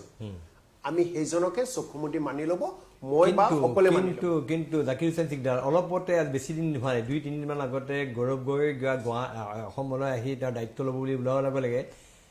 যেতিয়া জাকিৰ হুছেইন সিকদাৰে গৌৰৱ গগৈৰ সপক্ষত অৱস্থান কৰিলে বা জাকিৰ হুছেইন সিকদাৰে যেতিয়া গৌৰৱ গগৈৰ সপক্ষে মত প্ৰকাশ কৰিলে তেতিয়া লগে লগে সমালোচিত হৈছে দলৰ নেতৃবৰ্গৰ দ্বাৰা চাওক এতিয়া আমাক যেতিয়া সংবাদকৰ্মীৰ বন্ধুসকলে সাংবাদিক বন্ধুসকলে যেতিয়া এটা প্ৰশ্ন সোধে যে আপুনি গৌৰৱ গগৈৰ বিষয়ে আপোনাৰ ধাৰণা কি গৌৰৱ গগৈৰ বিষয়ে কেৱল কংগ্ৰেছ কৰ্মী হিচাপে মই নহয় বিৰোধী দলেও কিন্তু গৌৰৱ গগৈক বেয়া পাব নোৱাৰে তেওঁৰ কাম কাজত তেওঁৰ বিভিন্ন কথা বাৰ্তাত তেওঁৰ লক্ষ্য উদ্দেশ্যত গৌৰৱ গগৈক প্ৰশংসা কৰিব লাগিব গতিকে ময়ো গৌৰৱ গগৈৰ ভৱিষ্যতৰ কথা কৈছো আৰু ভৱিষ্যত প্ৰজন্মৰ কাৰণে অসমক আগবঢ়াই লৈ যোৱাৰ কাৰণে গৌৰৱ গগৈৰ নেতৃত্ব আমি মানি লৈছো গৌৰৱ গগৈৰ নেতৃত্বত আমি মানি লোৱা মানে মই এইটো কোৱা নাই যে গৌৰৱ গগৈকে মুখ্যমন্ত্ৰী প্ৰক্ষেপ কৰিব লাগে আৰু এইটোও কোৱা নাই যে মুখ্যমন্ত্ৰী প্ৰক্ষেপ কৰিব নালাগে আমাৰ দলৰ মাজত কত কি আছে মই এতিয়ালৈকে মোক কোনো তেনেকে একো কোৱা নাই কিন্তু তথাপি আপোনালোকক কওঁ যে আমাৰ কংগ্ৰেছ দলৰ মাজত বহুত মতনৈক্যত আমি দেখা পাইছো সৰুৰ পৰা মই এনএছৱাই কৰিছো যুৱ কংগ্ৰেছ কৰিছো কংগ্ৰেছৰ একেবাৰে তৃণমূল পৰ্যায়ৰ পৰা আহিছো মোৰ দেউতা মন্ত্ৰী বিধায়কো নাছিল মই জমিদাৰো নাছিল সাধাৰণ ঘৰৰ পৰা মই ডাঙৰ হৈ তেনেকে কংগ্ৰেছ দলত আজি বিধায়ক হৈছো সৰুকেতি ৰাইজৰ আশীৰ্বাদত কংগ্ৰেছ দলে টিকেট দিছিল গতিকে কংগ্ৰেছ দলৰ ভাল বেয়া দিন সব চাইছো গতিকে কংগ্ৰেছ দলত মই দেখিছো বহুত সময়ত আপুনি এখন মিটিঙত চকীদিৰি অমুকক মাৰি দিয়ে দলীয় হৈ যায় হাতাহাতি হৈ যায় তাৰপিছত কিন্তু আকৌ যেতিয়া ওলাই আহে চাব কাণ্ডত হাত দি আকৌ পিছদিন একেলগে কাম কৰিছে গতিকে আমাৰ দলত কেতিয়াবা বিসম্বাদ হয় কিবা মতনৈক্য থাকে এইবোৰলৈ চিন্তা কৰা মই ভাবো আমি চিন্তিত নহয় অসমত আপুনি 2021 চনত আপোনাক মই কওঁ চাব কংগ্ৰেছ দলৰ যিটো টিম হ'ব যি টিমে কংগ্ৰেছ দলক 2021 চনক নেতৃত্ব দিব সেই টিমটোৰ মাজত কিমান থাকে এহাল যুৱক যুৱতীৰ মাজত যিটো প্ৰেমৰ যিটো সম্পৰ্ক থাকে যিমান মানে মধুৰ সম্পৰ্ক সেই এহাল যুৱক যুৱতীৰ মধুৰ সম্পৰ্কতকৈ প্ৰেমৰ মধুৰ সম্পৰ্কতকৈ আমাৰ নেতাসকলৰ মাজত তাতকে বেছি প্ৰেম থাকিব আৰু বেছি মজবুত হৈ কাম কৰিব এইটো জাকিৰ হুছেইন সিকদাৰৰ ভাষ্য কিন্তু ইতিমধ্যেই দলৰ নেতৃত্বৰ মাজত যিটো বাদ বিসম্বাদ ইতিমধ্যে সংবাদ মাধ্যমত বহু সময়ত প্ৰকাশ পাইছে ৰকিবুল হুছেইন প্ৰদ্যুৎ বৰদলৈ তেওঁলোকৰ মাজতো এটা মতানৈক্যৰ কথা ইতিমধ্যে সেইবিলাক কথা আপোনালোকে ডিনাই কৰা নাই ৰাজহুৱাভাৱে বহুতবিলাক ওলাইছে এনেকুৱা কথা যে মই এতিয়াও কৈছো কৰবাত কিবা মতনৈক্য থাকিব পাৰে দলৰ নেতৃত্বৰ মাজত সিদ্ধান্ত এটা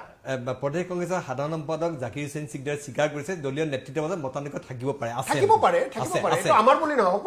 আপুনি একে মাকৰ গৰ্ভৰ পৰা জন্ম লোৱা দুজন সন্তানৰ মাজত কেতিয়াবা মতনৈক্য নহয় নেকি সেই মতনৈক্য আছে গতিকে আমি এটা ৰাজনৈতিক দল কৰো আমাৰ ৰাজনৈতিক দলৰ মাজত আমাৰ বিভিন্ন ধৰণৰ মোৰ মত এইটো আজি ৰকিবুল হুছেইন ডাঙৰীয়াৰ মত বেলেগ থাকিব পাৰে কিন্তু লাষ্টত আমাৰ হাইকমাণ্ডে বা আমাৰ প্ৰদেশ কংগ্ৰেছেই হওক কি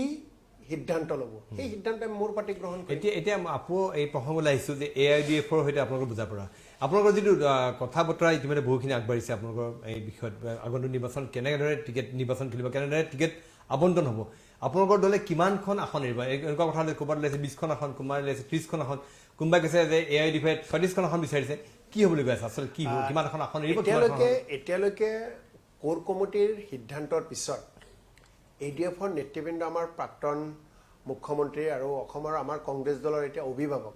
তৰুণ গগৈ ছাৰৰ বাসভৱনলৈ গৈছিল তেখেতসকলে যে আমি কংগ্ৰেছ দলে যি মহাজোটবন্ধনৰ প্ৰস্তাৱ আগবঢ়াইছে সেই প্ৰস্তাৱত আমি সন্মতি আছোঁ আমি আপোনালোকৰ লগত কাম কৰিব বিচাৰোঁ আমাৰ সেই পৰ্যায়টোহে আছে এতিয়ালৈকে মহাজোটবন্ধনৰ চূড়ান্ত ৰূপ হোৱা নাই আৰু তাৰপিছত চূড়ান্ত ৰূপ হোৱাৰ পিছত আমি আসন কোনে কিমান আসন পাব তথাপি বিভিন্ন সংবাদ পত্ৰত বা বিভিন্ন মহলে বিভিন্ন আলোচনা কৰে গতিকে আপোনালোকক এটা কথা কওঁ যে আমি ইতিমধ্যে UDFে 3টা নিৰ্বাচন তেওঁলোকে পাৰ কৰিলে 2006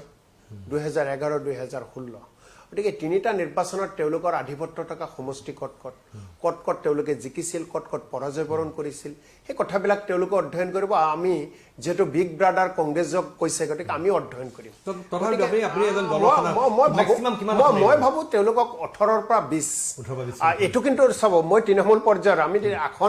আসনৰ সংখ্যা কিমান দিম তাৰ অধিকাৰ মোৰ নাই তথাপি মই ভাবো 18ৰ পৰা 20 তেনেকুৱা এটা UDFক দিয়াৰ এটা মানে চান্স আছে 18ৰ পৰা 20 তেওঁলোকে পাব পাৰে বাকিখন আসনত কংগ্ৰেছে প্ৰতিদ্বন্দ্বিতা কৰিব লগতে বেলেগ আৰু দল আছে বেলেগ দল আছে আৰু আপোনালোকক আৰু এটা কথা কৈ দিওঁ যে আপোনালোকৰ মাই নিউজ এনিৰ জৰিয়তে যে আমি জানুৱাৰীৰ শেষৰ পৰা হিমন্ত বিশ্ব শৰ্মাই যেনেকৈ যি সময়ত ৰাজকোক উদং মুখ্যমন্ত্ৰীৰ কনভয়ৰ কাৰণে তেল ডিপোত তেল নিদিয়ে তাৰপিছতো কোটি টকাৰ হাজাৰ কোটি টকাৰ তেওঁ বিভিন্ন আঁচনি ঘোষণা কৰি আছে আমি সেইবোৰক মানে তেনেকৈ বিস্ফোৰণ কৰি আছে বিভিন্ন সপ্তাহে সংবাদ কিন্তু জানুৱাৰীৰ পিছৰ পৰা প্ৰদেশ কংগ্ৰেছে বা আমাৰ কংগ্ৰেছৰ নেতৃবৃন্দই পৰৱৰ্তী সময়খিনিত 2021 চনৰ নিৰ্বাচনত যে বিজেপি পৰাজয় বৰণ কৰিব আমি প্ৰতিটো সপ্তাহে আমি তেনেকুৱা কিছু কাৰ্যসূচী লৈ অসমবাসীক আমি বিশ্বাস ল'ম যে আমি চৰকাৰ গঠন কৰিব পাৰিম মই এই কথা জানিব মন গৈছে যে পৰৱৰ্তী চৰকাৰ দাবী কৰিছে যে কংগ্ৰেছ AIDFৰ চৰকাৰ কিন্তু কংগ্ৰেছ আৰু AIDF একেলগ হ'লে বিজেপিয়ে আনটো সুবিধা নল'ব যেন যে কংগ্ৰেছ AIDFক তেওঁলোকে হয়তো এনেকুৱা প্ৰচাৰ কৰিব যে ধৰ্মীয় সংখ্যালঘুৰ ভোটখিনি পাবৰ কাৰণে কংগ্ৰেছ AIDF একত্ৰিত হৈছে গতিকে যিসকল সংখ্যাগুৰু হিন্দু লোক আছে তেওঁলোকক এটা শিবিৰত অৱস্থান ঘটাবৰ কাৰণে বিজেপি দলে চেষ্টা নকৰিব তাৰ দ্বাৰা এই শাসকীয় দলটো লাভৱান নহ'ব জানো বিজেপি দলৰ আন এটা যদি নাম কোৱা যায় বিজেপি দলক যদি আমি উদাহৰণস্বৰূপে বিজেপিৰ পৰিৱৰ্তে বেলেগ এটা কথা কোৱা তেনেহ'লে কম তেওঁলোকে ডিভাইড এণ্ড পলিচি কৰে তেওঁলোকে ধৰ্মৰ নামত মানুহক ভাগ কৰে আপুনি অসমৰ যিকেইটা নিৰ্বাচনত বিজেপিয়ে জয়লাভ কৰিছে ধৰ্মীয় মেৰুকৰণ কৰি গোটেই জয়লাভখিনি কৰিছে এই কথাখিনি আমি জানো UDF আৰু কংগ্ৰেছ মিত্ৰতা হোৱাৰ লগে লগে তেওঁলোকে আমাক এই কথাখিনি ক'ব কিন্তু আপোনাক আকৌ কওঁ এপ্ৰিলত যেতিয়া নিৰ্বাচন অনুষ্ঠিত হ'ব কেৱল UDF কংগ্ৰেছৰ লগত নাথাকে আপোনাৰ ষ্টৰীত একেবাৰে প্ৰদেশ কংগ্ৰেছৰ সাধাৰণ সম্পাদক হিচাপে আৰু এজন তৃণমূল পৰ্যায়ৰ কংগ্ৰেছ কৰ্মী হিচাপে স্পষ্টভাৱে কওঁ কংগ্ৰেছ দলে কেৱল UDFৰ লগত মিত্ৰতা কৰি নিৰ্বাচন নেখেলে কেৱল কংগ্ৰেছ আৰু UDF থাকিল কংগ্ৰেছ দল UDFৰ লগত মিত্ৰতা নকৰি অকলে নিৰ্বাচন খেলিব বেলেগ ৰাজনৈতিক দল আৰু থাকিব আপোনাক কৈছে বেলেগ ৰাজনৈতিক দল আৰু থাকিব নতুন বহুত দল খুলি আছে তাৰে মাজত দুই এটা আমাৰ লগত থাকিব মহাজোটবন্ধন তাৰ কাৰণে কৈছো দুটা দল মিলিতো মহাজোটবন্ধন মই দলকেইটা কথা কৈছো আছুৰ দলটো থাকিব নেকি এটা অসম জাতীয় পৰিষদ দল গঠন হ'ল অসম জাতীয় পৰিষদত কি হ'ব আজি অসম জাতীয় পৰিষদ দল গঠন হৈছে তেওঁলোকক মই শুভেচ্ছা জ্ঞাপন কৰিছোঁ আশা কৰিছোঁ তেওঁলোকে যি লক্ষ্যৰ উদ্দেশ্যৰে দ্বিতীয়বাৰৰ বাবে সৌদ অসম ছাত্ৰ সন্থাৰ গৰ্বৰ পৰা এটা ৰাজনৈতিক দলৰ জন্ম হৈছে দ্বিতীয় সন্তানটোৱে যাতে অসম মাতৃৰ লগত তেওঁলোকে পৰোচনা নকৰে অসম মাতৃক যাতে তেওঁলোকে মানে কোনো ধৰণৰ ঢোকা শব্দই কৈছো প্ৰতাৰণা যাতে নকৰে যেহেতু তেওঁলোকে সৌদ অসম ছাত্ৰ সন্থাৰ প্ৰথম সন্তান AGPয়ে অসম মাতৃৰ লগত বহুত প্ৰতাৰণা কৰিলে গতিকে সেই কথাটো তেওঁলোকক প্ৰথম আহ্বান জনাইছোঁ দ্বিতীয় কথা এতিয়া চাওক স্পষ্টভাৱে যদি খোলাখুলি ক'বলৈ যাওঁ আজি অসম জাতীয় পৰিষদৰ নেতৃবৃন্দই হয়তো মোক কৰবাত না কৰবাত বেয়া পাব পাৰে অসম জাতীয় পৰিষদ আজি ছাত্ৰ সন্থাৰ দ্বিতীয় সন্তানটো কিয় জন্ম দিব লগা হ'ল ৰাজনৈতিক সন্তান কা ৰূপায়ণ কৰাৰ কাৰণে কা আন্দোলন কৰিছিল ছাত্ৰ সন্থাৰ নেতৃত্বত তেওঁলোকে 26টা সংগঠনে এটা আন্দোলন কৰিছিল কা ইয়াতে নালাগে বিজেপি দলে কা জাপি দিলে অসমৰ ওপৰত যাৰ কাৰণে তেওঁলোকে অসমবাসীয়ে বা ছাত্ৰ সন্থাই চিন্তা চৰ্চা কৰিলে যে আমি অসম গণ পৰিষদ দলৰ বিৰোধিতা নকৰিলে তেওঁলোকে বিজেপিৰ লগত একেলগে থাকিল, গতিকে আমি নতুন এটা ৰাজনৈতিক দল কৰি আমি কা বাতিল কৰিব লাগিব। কা বাতিলৰ উদ্দেশ্য কৰিয়েতো ৰাজনৈতিক দলৰ জন্ম ছাত্ৰ সন্থাই দিছে। এতিয়া কা বাতিল কৰিবলৈ গ'লে ছাত্ৰ সন্থাই ৰাজনৈতিক দল কৰিলে, তেওঁলোকে ধৰক 14টা লোকসভা সমষ্টি আছে, 14টা লোকসভা সমষ্টিত অসম জাতীয় পৰিষদৰ কেণ্ডিডেট জয়যুক্ত হ'ল, MP হ'ল, কেতিয়াও নোৱাৰে, তথাপি মই ধৰি ল'ব কৈছোঁ। দিল্লীত গ'ল, এতিয়া 14টা MP অসমত তেওঁলোকে চৰকাৰ গঠন কৰিলে, ধৰক 14টা MP আৰু অসম চৰকাৰে তেওঁলোকে যদি চৰকাৰ গঠন কৰে কা বাতিল কৰিব পাৰিব নেকি? কেতিয়াও নোৱাৰে। কা বাতিল কৰিবলৈ হ'লে লোকসভাত আৰু ৰাজ্যসভাত সংখ্যাগৰিষ্ঠতা লাগিব, আৰু লোকসভা আৰু ৰাজ্যসভাত সংখ্যাগৰিষ্ঠতা পাবলৈ হ'লে ভাৰতবৰ্ষত দুটাই ৰাজনৈতিক দল আছে, এটা হৈছে বিজেপি দল, এটা হৈছে কংগ্ৰেছ দল। বিজেপি দলেতো কাৰ সমৰ্থনত? কংগ্ৰেছেহে কা বিৰোধ কৰে। গতিকে ছাত্ৰ সন্থাই যদি সঁচা অৰ্থত তেওঁলোকে দ্বিতীয়টো ৰাজনৈতিক সন্তান জন্ম দিছে কা বিৰোধ কৰাৰ কাৰণে, মই ভাবোঁ কংগ্ৰেছৰ লগত দোস্তি কৰিব লাগিব, কংগ্ৰেছৰ লগত একেখন বহিব লাগিব, একেখন টেবুলত বহি তেওঁলোকে আমি কমন কিছু প্ৰগ্ৰাম ল'ব লাগিব, আৰু সেই প্ৰগ্ৰাম কৰিহে আমি কা বাতিল কৰিব লাগিব। যদি সেইটোৱেই নকৰে তেনেহ'লে ৰাজনৈতিক দল আকৌ ৰাজনৈতিক দলৰ জন্ম হ'ব, কেইজনমান হয়তো বিধায়ক হ'ব, কেইজনমান হয়তো MP হ'ব, ধৰি লৈছোঁ কেইজনমান বিধায়ক আৰু কেইজনমান MP হ'ব, কিন্তু আচল উদ্দেশ্যত কিন্তু অসম জাতীয় পৰিষদ কিন্তু সফল হ'ব নোৱাৰে। কিমান আপোনাৰ কিমান ধাৰণা, যদি অসম জাতীয় পৰিষদ কংগ্ৰেছ দলৰ লগ নালাগে তেতিয়াহ'লে আপোনালোকৰ কা বিৰোধী ভোট ভাগ হ'ব, আপুনি কিমানখন আসন পাব পাৰে তেতিয়া সেই তেনে পৰিপ্ৰেক্ষিতত? এতিয়ালৈকে অসম জাতীয় পৰিষদ দলে আজি জন্ম ল'লে, তেওঁলোকৰ প্ৰদেশ কংগ্ৰেছ কমিটি হোৱা নাই, ডিষ্ট্ৰিক্ট কংগ্ৰেছ কমিটি হোৱা নাই, ব্লক কংগ্ৰেছ কমিটি হোৱা নাই, সমষ্টি কংগ্ৰেছ কমিটি হোৱা নাই, বুথ লেভেল কমিটি হোৱা নাই। আমি সৰুকালৰ পৰা আপোনাক আকৌ কৈছোঁ, সৰুকালৰ পৰা আমি বিভিন্ন সংগঠনৰ লগত জড়িত হৈ দেখিছোঁ। আমি কেৱল মুখত ক'লেই নহ'ব, আমাৰ তলত মানুহবিলাক থাকিব লাগিব। এটা সময়ত মানুহে বিভিন্ন আৱেগ অনুভূতিত বিভিন্ন কথা কয়, কিন্তু সেই মানুহখিনিক ধৰি ৰখাৰ কাৰণে আমাৰ এটা চেঞ্জ ছিষ্টেম লাগিব। যিকোনো ৰাজনৈতিক দল এটাই যদি বুথ লেভেলৰ পৰা আহি ষ্টেট লেভেললৈ তেওঁলোকৰ চেঞ্জ ছিষ্টেমত ৱাৰ্কাৰ নাথাকে তেনেহ'লে এটা সময়ত তেওঁলোকে কিন্তু সফল নহয়। গতিকে অসম জাতীয় পৰিষদে যদি এইকেইটা সময়, বেছি দিনো নাই, এই সময়খিনিত তেওঁলোকে যুদ্ধৰ গতিৰে মানে যুদ্ধত যি ধৰণে প্ৰস্তুতি লয় সেই প্ৰস্তুতি তেওঁলোকে চলাই যদি তেওঁলোকৰ সংগঠন শক্তিশালী কৰে তাৰপিছতে তেওঁলোকে সফল হ'ব। আৰু যদি সংগঠন সফল নহয়, কাৰ আন্দোলনৰ সময়ত লাখ লাখ জনতা ৰাজপথত আহিছে, সেই গণনালৈ যদি তেওঁলোকে ৰাজনীতি কৰিছে, মই ভাবোঁ খুব সফল তেওঁলোকে নহয়। আৰু কোন দল আহিব পাৰে এই জোট বন্ধনৰ? আৰু কোন দল? অজিত ভূঞাৰ আঞ্চলিক গণমৰ্চা, এতিয়া অজিত ভূঞা ডাঙৰীয়া, মই লগতে প্ৰশ্ন এইটো সুধিছোঁ, অজিত ভূঞা আঞ্চলিক গণমৰ্চা, অজিত ভূঞাক সাংসদ ৰূপে পঠিওৱাৰ ক্ষেত্ৰত কংগ্ৰেছৰ এটা গুৰুত্বপূৰ্ণ ভূমিকা আছে, কিন্তু অজিত ভূঞা আঞ্চলিক গণমৰ্চা এতিয়া দেখিবলৈ পাইছে আপোনালোকৰ যিবিলাক সমষ্টি কলগছিয়া বা আপোনালোকৰ সেই এলেকা যিবিলাক সমষ্টি, সেই সমষ্টিবিলাক তেওঁলোকে সাংগঠনিক ভিত্তি শক্তিশালী কৰাৰ কাৰণে চেষ্টা চলাই আছে। গতিকে এই কথাটো আচলতে আপোনালোকৰ দলৰ বিৰোধিতা কৰিছে, কি বস্তু আছে? মোক কেৱল আপুনি 2 মিনিট সময় দিব। অজিত ভূঞা ডাঙৰীয়াক আমি ৰাজ্যসভাৰ সাংসদ হিচাপে কংগ্ৰেছ আৰু UDF দলে প্ৰক্ষেপ আমি কৰা নাই। সেই সময়ত অসমবাসীৰ আহ্বান আছিল এজন অৰাজনৈতিক ব্যক্তি, কা বিৰোধ কৰা কোনোবা এজন জাতীয়বাদী চিন্তাধাৰাৰ ব্যক্তিক ৰাজ্যসভালৈ পঠাব লাগে। অসমবাসীৰ সেই আহ্বানক সন্মান জনাই কংগ্ৰেছ আৰু UDF দলে আমি অজিত ভূঞা ডাঙৰীয়াৰ সপক্ষে আমি কেণ্ডিডেট কৰিলোঁ, তেওঁ ৰাজ্যসভালৈ মনোনীত হ'ল। এতিয়া অজিত ভূঞা ডাঙৰীয়াৰ পৰা অজিত ভূঞাৰ দায়িত্ব গোটেই অসমৰ ওপৰত আছে। অসমবাসীয়ে ভাবে অজিত ভূঞা ডাঙৰীয়া এনেকুৱা এটা সবল ভূমিকা লওক যি ভূমিকাৰ জৰিয়তে অসম আৰু অসমীয়াৰ হকে মাত মাতক। তেওঁ ৰাজনীতিৰ কথা মই ক'বলৈ নাযাওঁ, তেওঁ ৰাজনীতি লাভালাভ দিব নালাগে, কিন্তু একেবাৰে স্পষ্টভাৱে কৈছোঁ, কোনোবাই দুখ পালেও উপায় নাই, অজিত ভূঞা ডাঙৰীয়াক অসম আৰু অসমীয়াই আৰু কংগ্ৰেছ আৰু UDF দলে যিখিনি আশা কৰি ৰাজ্যসভালৈ MP বনাই পঠিয়াই দিলে, MP হোৱাৰ পিছত তেখেতৰ পৰা কিন্তু আমি সেইখিনি দেখা নাই,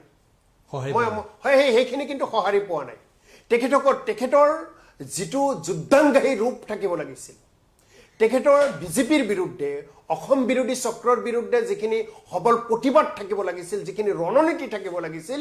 অজিত ভূঞাই কিন্তু সেইখিনি কৰি এতিয়ালৈকে উঠা নাই। মই অজিত ভূঞা ডাঙৰীয়াৰ প্ৰতি আহ্বান জনাম আপোনালোকৰ ষ্টুডিঅ'ৰ পৰা, অজিত ভূঞা ডাঙৰীয়া, আপুনি ৰাজ্যসভাৰ পদটো পাইছে অসম আৰু অসমীয়াৰ আহ্বানৰ কাৰণে, গতিকে আপুনি অসম আৰু অসমীয়াৰ হকে ভালকৈ মাত মাতক। আপোনাৰ সেই কণ্ঠস্বৰ মানুহে শুনিব বিচাৰিছে, আপোনাৰ মাজত সেইখিনি আছে। তেখেতে আপুনি বৰপেটাৰ কথা কৈছে, মাজতে মই এদিন শুনিলোঁ ফেচবুকত দেখিলোঁ তেখেতে জনিয়াত গৈছে বৰপেটাত গৈছে বিভিন্ন মেল মিটিং কৰিছে গতিকে মই ভাবোঁ অজিত বেৰ ডাঙৰে জ্যেষ্ঠ ব্যক্তি মই তেখেতক পৰামৰ্শ দিয়াৰ মোৰ ক্ষমতাও নাই গতিকে মই ভাবোঁ তেখেতে অলপ নামনিমুৱা নহয় উজনিমুৱা হ'ব লাগে অজিত বেৰ ডাঙৰে উজনিমুৱা হ'ব লাগে নামনিত এতিয়া ইমানখিনি কাম কৰাৰ দৰকাৰ নাই কাৰণ নামনিৰ মানুহে কা বিৰোধ কৰিছে নামনিৰ সকলো যিসকল ৰাজনৈতিক দলৰ প্ৰভাৱ আছে তেওঁলোকে কা বিৰোধ কৰিছে গতিকে উজনিৰ ফালেহে অলপ গতি কৰিব লাগে অজিত উজনিত কাম কৰিলেহে বেছি লাভান্বিত নাই মই এই কথা পোনপটীয়া প্ৰশ্ন গতিকে যেতিয়া অজিত কুমাৰ ভূঞা ডাঙৰীয়াৰ তেওঁৰ নেতৃত্বাধীন আঞ্চলিক গণমৰ্চাৰ বিষয় বিভাগ লৈ যেতিয়া নামনি অসমত তেওঁলোকে সাংগঠনিক ভিত্তি শক্তিশালী কৰাৰ চেষ্টা কৰিছে সেই সময়ত কংগ্ৰেছে ভয় খাইছে নেকি কাৰণ কংগ্ৰেছে দখলত থকা কেতবোৰ সমষ্টিত কিন্তু আঞ্চলিক গণমৰ্চাৰ তৎপৰতা দেখা গৈছে তেওঁলোকে হয়তো নিৰ্বাচনত আপোনালোকৰ দলৰ বিৰুদ্ধেও প্ৰাৰ্থী থিয় কৰাব পাৰে বা এনেকুৱা কিবা হ'ব পাৰে নেকি পৰিস্থিতি নাই আমি ভাৰতীয় জাতীয় কংগ্ৰেছ দল যি সময়ত বিজেপিকে ভয় নাখাওঁ সেই সময়ত মানে অজিত বেৰ ডাঙৰীয়াৰ নতুন ৰাজনৈতিক দলত কিয় ভয় খাম এইটো হয় নাই আপোনালোকৰ দখলত থকা সমষ্টিত তৎপৰতা আৰম্ভ কৰিছে তেনেকেতো দেখা নাই কেইখনমান এখন মিটিঙত যোৱা বুলিহে দেখিছোঁ আৰু তেখেতে কৰিব পাৰে তাত আমি বাধা দিব নোৱাৰোঁ ৰাজনৈতিকভাৱে অজিত বেৰ ডাঙৰীয়া মোৰ সমষ্টিটো কৰিব পাৰে বেলেগ সমষ্টিটো কৰিব পাৰে কিন্তু মই কৈছোঁ যে বৰ্তমান অসমৰ ৰাইজৰ আহ্বান সকলো একত্ৰিত হৈ বিজেপিৰ বিৰুদ্ধে যুঁজ দিব লাগে এতিয়া আমি যিসকলে কা বিৰোধ কৰা শক্তিয়ে যদি যুঁজি আমি শক্তিখিনি ক্ষয় কৰোঁ তেনেহ'লে বিজেপিয়ে লাভান্বিত হ'ব সেইকাৰণে কৈছোঁ অজিত বেৰ ডাঙৰীয়াক আকৌ কৈছোঁ অজিত বেৰ ডাঙৰীয়াই বিজেপিৰ যিখিনি ৰণনীতি বিজেপিৰ যিখিনি ভ্ৰষ্টাচাৰী সিদ্ধান্ত বিজেপিৰ যিখিনি অসম বিৰোধী সিদ্ধান্ত বিজেপিৰ যিখিনি অসমৰ জনগণক হাৰাশাস্তি কৰাৰ যিখিনি কাৰ্যকলাপ তেওঁলোকে কৰি আছে তাৰ বিৰুদ্ধে সৰব মাত মাতিব লাগে কাৰণ অজিত বেৰ প্ৰতি আমাৰ অধিকাৰ আছে নাই মই সেইটোকে সুধি বুজিছোঁ যে আজি জাকিৰ হুছেইন ছিকদাৰে যথেষ্টখিনি কথা কৈছে অজিত কুমাৰ ভূঞাই সাংসদ ৰূপে নিৰ্বাচিত হোৱাৰ পাছত এই যিটো ভূমিকা তেওঁৰ ল'ব লাগিছে সেই ভূমিকা আপোনালোকে পোৱা নাই বুলি আপোনালোকে ভাবিছে এইটো কেৱল মোৰ নহয় এইটো আমি যেতিয়া বিভিন্ন চাহ দোকানত বহু মেল মিটিঙত যাওঁ বিভিন্নজনে আমাক কয় যে অজিত বেৰ ডাঙৰীয়া আগতে টকশ্ব' কৰিছিল বিভিন্ন কথা কৈছিল আজিকালি মানুহজনে কমকৈ ওলায় মানুহজনে অলপ কমকৈ মাত মাতে এই যে মানুহে তেওঁক মাত মতাটো যিটো বিচাৰে অসমবাসীয়ে তেওঁক ভাল পাইহে কৈছে যে অজিত বেৰ ডাঙৰীয়া মাত মাতিব লাগে প্ৰতিবাদ কৰিব লাগে সকলোকে একত্ৰিত কৰিব লাগে আপোনাক আকৌ এটা কথা কৈছোঁ ক'ৰবাত বিজেপিৰ সৈতে বুজা পৰা হৈছে নেকি কিবা এনেকুৱা সন্দেহ কৰে নেকি আপুনি এই কথাবিলাক মই এতিয়াও নাভাবোঁ আৰু তেনেকৈ নাভাবোঁ তেনেকুৱা বিশ্বাস তেওঁৰ প্ৰতি আছে তেনেকুৱা কাম কৰিলেতো তেওঁ মানে এইটো কি কওঁ অসমবাসীৰ লগত বিশ্বাসঘাতকতা কৰা হ'ব বিজেপিৰ ওপৰত বেছি শত্ৰু হ'ব অসমবাসীৰ কাৰণে তেওঁ গতিকে আমি তেনেকুৱা কাম অজিত বেৰ ডাঙৰীয়াই কেতিয়াও নকৰে মোৰ বিশ্বাস কিন্তু আপোনাক কৈছোঁ যে অজিত বেৰ ডাঙৰীয়াৰ এতিয়া দায়িত্ব হ'ল যে অসমৰ যিমান সৰু ডাঙৰ ৰাজনৈতিক দল অৰাজনৈতিক দল সকলোকে একত্ৰিত কৰি অভিভাৱক হোৱা তেওঁ অভিভাৱক হ'ব লাগিব তেওঁ এনেকৈভাৱে মানে ছাকচেছ কৰিব লাগিব আপুনি ধৰক খেলপথাৰত আপুনিতো ফুটবলত বহুত ইণ্টাৰেষ্ট ফুটবল খেল যেতিয়া চলি থাকে বাহিৰত কোচজনে যেনেকৈ ফিল্ডত নগ'লেও বলটো তেওঁৰ হাতত নাথাকিলেও একেবাৰে প্ৰতিটো মুহূৰ্তত চটপ ডিৰেকশ্যন দি থাকে মোৰ প্লেয়াৰজনে এইটো পাছ কৰিব লাগে আগত দিব লাগে ডিফেন্স কৰিব লাগে আমাৰ গ'ল পোষ্টত মাৰিব লাগে সেই কোচ হোৱাটো আমি বিচাৰি আছোঁ খেলুৱৈ নহয় কোচ হোৱাটো বিচাৰি আছোঁ মই আমাৰ সময় লাহে লাহে শেষ হৈ আহিছে মই অলপমান ব্যক্তিগত দুই এটা কথা পাতিব খুজিছোঁ জাকিৰ হুছেইন ছিকদাৰ আমি যিটো সমষ্টি নিৰ্বাচিত হৈ আহিছে সৰুক্ষেত্ৰী সমস্যাত দীৰ্ঘকাল ধৰি তাত বিৰোধী দলৰ বিভিন্ন তাত আছিলে বিধায়ক যেনেকৈ অসম গণ পৰিষদ দল আছিলে CPM আছিলে নিৰ্দলীয় তাৰাদাস আছিলে তাত AUDF আছিলে বিভিন্ন কিন্তু এই গোটেইবিলাক সাল সলনি ঘটাই 2016 চনত কংগ্ৰেছে এই সমষ্টি দখল কৰিবলৈ সক্ষম হৈছে গতিকে কি কাৰিশ্মাৰ দ্বাৰা এতিয়া ৰাইজক প্ৰভাৱিত কৰে সেই সময়ত এটা বিজেপিৰ সপক্ষে ঢৌ আছিলে কিন্তু তাৰ মাজত কিন্তু জাকিৰ হুছেইন ছিকদাৰ সৰুক্ষেত্ৰী সমষ্টিৰ পৰা ওলাই আহিছিলে আমাৰ সমষ্টিত 1983 চনৰ পৰা 2016 চনলৈ কংগ্ৰেছ দলৰ বিধায়ক নাছিল আপুনি কৈছেই অসম গণ পৰিষদ দল CPM নিৰ্দলীয় আৰু AUDF দলৰ দখলত আছিল 2016 চনত যেতিয়া দলে মোক টিকেট প্ৰদান কৰিলে তাৰপিছত আমাৰ সমষ্টিৰ ৰাইজে স্বতঃস্ফূৰ্তভাৱে ওলাই আহি মোক ভোট দিলে আৰু মই বিধায়ক হিচাপে নিৰ্বাচিত হৈ আহিলোঁ আৰু আপোনাক আজি কৈছোঁ আজি মই আপোনাৰ যদিও মোৰ কাৰ্যকাল শেষ অৱস্থা সৰুক্ষেত্ৰীক ৰাইজক মই অশেষ ধন্যবাদ দিছোঁ আৰু ইয়াৰ পৰা একেবাৰে হাতজোৰ কৰি নমস্কাৰ জনাইছোঁ যে নিৰ্বাচন সময়ত মই বুজি নাপালোঁ মই কেণ্ডিডেট নেকি মোৰ ওপৰত কোনো প্ৰভাৱে নপৰিলে কোনো টকা পইচা মই খৰচ কৰিব লগা নহ'ল পোষ্টাৰ মই ছপাব লগা নহ'ল কম সংখ্যক কোনে পোষ্টাৰ ছপালে কোনে মানে আপোনাৰ অফিচ ল'লে কোনে প্ৰচাৰ কৰিলে মই কেৱল মানুহৰ মাজত গৈছোঁ হাতজোৰ কৰি মানুহক মানে সেৱা জনাইছোঁ আৰু মানুহক নিজৰ পৰিচয়টো দিছোঁ আৰু মানুহক মানে পৰৱৰ্তী সময়ত ৰাইজৰ লগত থকাৰ প্ৰতিশ্ৰুতি দিছোঁ স্বতঃফুৰ্তভাৱে ৰাইজে আহিছে মোৰ লগত মই আপোনাক কওঁ যে মই যেতিয়া কেম্পেইনিং কৰিব গৈছোঁ কেম্পেইনিং কৰি যেতিয়া ঘৰত আহিছোঁ মই কেতিয়াবা কুৰ্তা পাজামা বা লং পেণ্ট চাৰ্ট পিন্ধি গৈছোঁ মোৰ গোটেই পকেটবোৰ ভৰ্তি হৈ গৈছে লগত মই ভৰ্তি হৈ গৈছে মানে টকাৰে কোনোবাই মোক হেণ্ডশ্বেক কৰিব আহি কোনোবা মানে মোৰ মা দেউতা তাই সেই বয়সীয়াল মানুহখিনিয়ে লগৰ বা তেনেকুৱা বয়সীয়াল মানুহখিনিয়ে যুৱ বন্ধুসকলে য'তেই গৈছোঁ আপুনি প্ৰত্যেক দিনাই টকা মোৰ হাতত আহিছে আৰু সেই টকাখিনি মানে কি মানে ধৰক বহুত এটা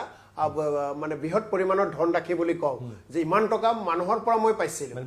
বিশ্বাস কৰিছে তুমি আশীৰ্বাদ সকলোৱে জানে মই আগতেও কৈছোঁ মই কোনো মন্ত্ৰীৰ ঘৰৰ ল'ৰাও নহয়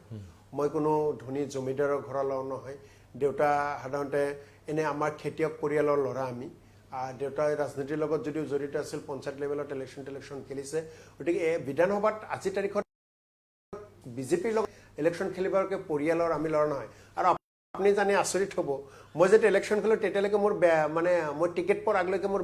বেংক একাউণ্টেই নাছিল মই টিকেট পোৱাৰ পিছত দুদিনতে মই বেংক একাউণ্ট কৰিছোঁ তাৰ আগত মোৰ কোনো বেংক একাউণ্টেই নাছিল গতিকে আমি তেনেকুৱা অৱস্থাত ডাঙৰ দীঘল হৈ চলিছোঁ ঘৰখনত এখন ঘৰত যেতিয়া এসাঁজ খাব পিছৰ সাজৰ চাউলৰ যে অভাৱ চাউল নাথাকিলে কেনেকুৱা লাগে সেই বাস্তৱ অভিজ্ঞতাৰে সন্মুখীন হৈছোঁ মই নিজে খেতি পথাৰত গৈছোঁ হাল বাইছোঁ মই নিজে কেতিয়াবা চাউলৰ বেপাৰ কৰিছোঁ মই নিজে কেতিয়াবা গুৱাহাটীত যেতিয়া মই আহিলোঁ 2004 চনত এই লোহা লাটকৰৰ যিটো দোকানবিলাক থাকে সেই দোকানতো কাৰোবাৰ লগত মই পাৰ্টনাৰশ্বিপত আছিলোঁ গতিকে এনেকুৱা সংগ্ৰাম কৰি আজি সৰুখেতি ৰাইজৰ আশীৰ্বাদত আৰু দলে টিকেট দিলে মই বিধায়ক হৈছোঁ কৰিশ্মা বুলি একো নাই সৰু কালৰ পৰা যেতিয়া মই ছাত্ৰ অৱস্থা পাই একেবাৰে LP স্কুলত যেতিয়া প্ৰধানমন্ত্ৰী পাতে আগতে আপোনালোকে প্ৰধানমন্ত্ৰী পাতে তেনেকুৱা প্ৰধানমন্ত্ৰীও পাতিছিল চাফাই মন্ত্ৰীৰ পৰা প্ৰধানমন্ত্ৰীৰ পৰা সকলো হৈছিলোঁ হাইস্কুলত আহি ইলেকশ্যন খেলিছিলোঁ হাইস্কুলতে NSৰ লগত জড়িত হৈছিলোঁ পোষ্টাৰ মাৰাৰ পৰা আৰম্ভ কৰি গোটেই কাম কৰিছিলোঁ যেতিয়া বেট বল ফুটবল খেলপথাৰত নামিছিলোঁ ক্লাবৰ লগত জড়িত হৈছিলোঁ ক্লাবৰ জেনেৰেল ছেক্ৰেটাৰী হৈছিলোঁ বিভিন্ন সন্থাত গৈছিলোঁ কালচাৰেল বিভিন্ন গ্ৰন্থমেলা সাহিত্যৰ লগত জড়িত হৈছিলোঁ বিভিন্ন সময়ত নাটক কৰিছিলোঁ মুঠতে এটা মাল্টি ছিষ্টেম গোটেইখিনিত আছিলোঁ মই কি খেলা ধূলা কি গান বাজনা কি সাহিত্য কি সামাজিক কাম গোটেইখিনিত আছিলোঁ আৰু কাৰোবাৰ যদি কিবা অসুবিধা হৈছিল চেষ্টা কৰিছিলোঁ মানে টকা পইচাটো নাছিলে ওচৰত যায় অলপ সহায়ৰ হাত আগবঢ়া তেনেকৈ এটা টীম আছিলে আমাৰ আৰু সেই টীমটোৰ জৰিয়তে মানুহৰ মাজত পৰিচিত হৈছিলোঁ যদি ৰাজনৈতিক কৈছিলোঁ আগতেও কৈছিলোঁ NSY কৰিছিলোঁ যুৱ কংগ্ৰেছ কৰিছিলোঁ তাৰ লগে লগেও এই যে মই আনুষংগিক কামবিলাকৰ লগত যিবিলাকত জড়িত হৈ আছিলোঁ এই কামবিলাকে মোক ৰাইজৰ মাজত পৰিচিত হোৱাত যথেষ্টখিনি সহায় কৰিলে ৰাইজে যথেষ্টখিনি বিশ্বাস কৰে সেইকাৰণে মই নৱপ্ৰজন্মৰ মই বিধায়ক হিচাপে সফল ব্যক্তি বুলি যুৱক বুলি নকওঁ আপোনাক এটা কথাই ক'ম অসমত যিসকলে এতিয়া আকৌ নতুনকৈ ৰাজনীতি কৰিব বিচাৰে বা সমাজ সেৱা কৰিব বিচাৰে মই সেইসকললৈ আহ্বান জনাম কেৱল ৰাজনীতি কৰি কোনোবাই বিজেপি কৰে AGP কৰে কংগ্ৰেছ কৰে CPM কৰে UDF কৰে কেৱল ৰাজনৈতিক দল কৰি সমাজখনৰ আস্থা আমি গুটিলিব নোৱাৰোঁ সমাজখনৰ প্ৰকৃত ছবি যদি আমি বুজিবলৈ যাওঁ বা সমাজখনৰ প্ৰকৃত ছবিখিনি যদি নিজৰ বুকুত আমি অংকন কৰিব বিচাৰোঁ তেনেহ'লে আমি আনুষংগিক চব কামত সাহিত্য সংস্কৃতি সকলো লগত আমি জড়িত হ'ব লাগিব তেতিয়াহে আমি প্ৰকৃতভাৱে সমাজ সেৱা কৰিব পাৰিম জাকিৰ হুছেইন সিকদাৰ আমাৰ অসমীয়া ছবি জগতৰ এগৰাকী জনপ্ৰিয় অভিনেত্ৰী তেহচিন আক্তাৰৰ স্বামী আজি বিয়া হোৱা বৰ বেছি দিন হোৱা নাই গতিকে অভিনেত্ৰীৰ লগত বিয়া হ'ল বিবাহ পাশত আবদ্ধ হোৱাৰ পাছত এতিয়া সংসাৰ কেনেকুৱা ধৰণে চলিছে অভিনেত্ৰী আপোনাৰ অভিনেত্ৰী পত্নীক আমি শেহতীয়াভাৱে কিন্তু তেওঁক কোনো মঞ্চত দেখা নাই তেওঁক তেনেকৈ মানে খুব সুন্দৰভাৱে সংসাৰ চলিছে আমাৰ ঘৰত মোৰ দেউতা নাই মা আছে বাইদেউ আছে ভণ্টি আছে ভাইটি আছে